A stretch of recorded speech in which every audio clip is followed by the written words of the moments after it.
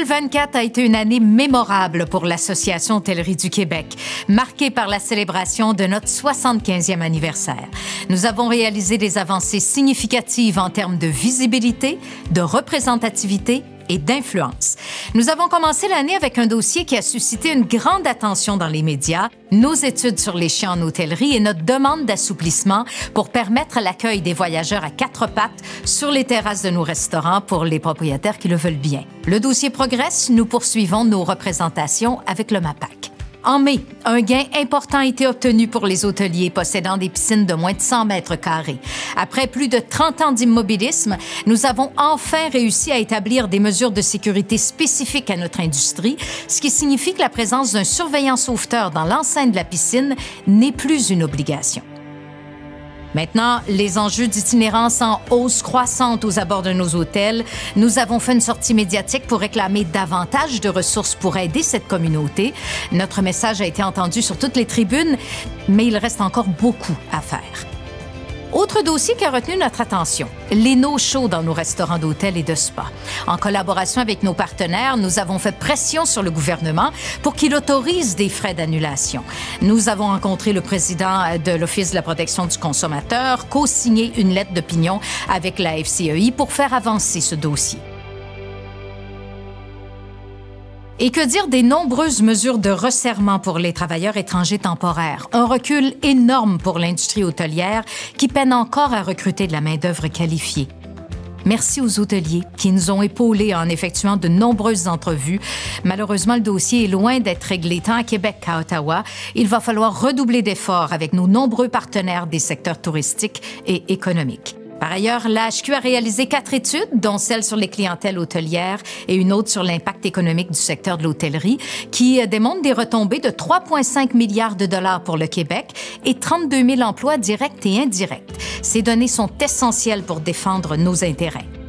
En développement durable, plusieurs actions ont été mises en place, dont la poursuite du projet d'économie circulaire avec Recyc Québec et notre nouvelle formation En route vers l'hôtellerie durable, basée sur la certification Clé verte, que vous pouvez suivre sur notre plateforme VirtuHôtel.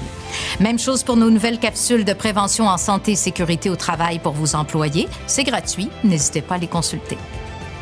30 membres ont aussi pu bénéficier de notre projet d'audit marketing qui a été très apprécié et nous avons lancé la première édition du Cercle des DG, un projet novateur pour briser l'isolement et renforcer les compétences de leadership de 10 hôteliers. En collaboration avec nos partenaires ATR, nous avons aussi eu la chance d'aller rencontrer nos hôteliers dans 9 régions du Québec pour le projet d'OQLF afin de vous informer sur les nouvelles obligations liées à la Charte de la langue française.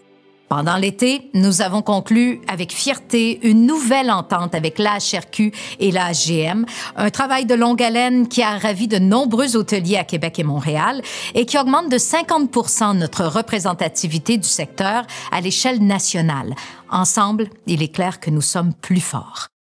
L'automne a été marqué par notre grandiose célébration du 75e anniversaire de la HQ. À travers des entrevues touchantes, des vidéos émouvantes et un livre unique, nous avons rendu hommage à nos anciens présidents et aux moments marquants de notre parcours.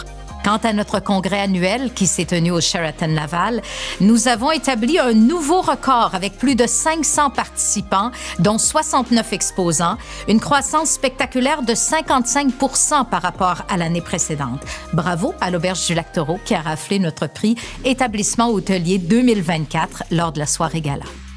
Et enfin, en novembre, 2 événements importants ont eu lieu à l'extérieur du Québec. D'abord, l'AHQ avait une délégation d'hôteliers lors des Journées de la Colline à Ottawa, organisées par l'Association hôtelière du Canada.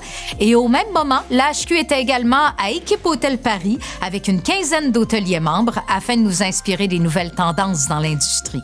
J'ai eu le plaisir d'animer sur la scène un panel avec 4 entreprises québécoises innovantes, un beau rayonnement.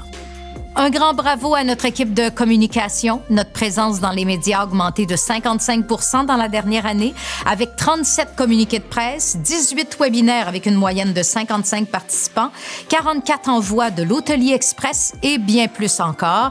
Nous avons terminé l'année avec 540 membres, soit 180 de plus que l'an dernier. Alors que nous tournons la page sur cette année historique, nous regardons vers l'avenir avec ambition. En 2025, nous continuerons de défendre, d'innover et de rassembler parce que l'hôtellerie québécoise mérite un appui fort, des conditions optimales pour prospérer et une reconnaissance à la hauteur de son impact sur notre économie.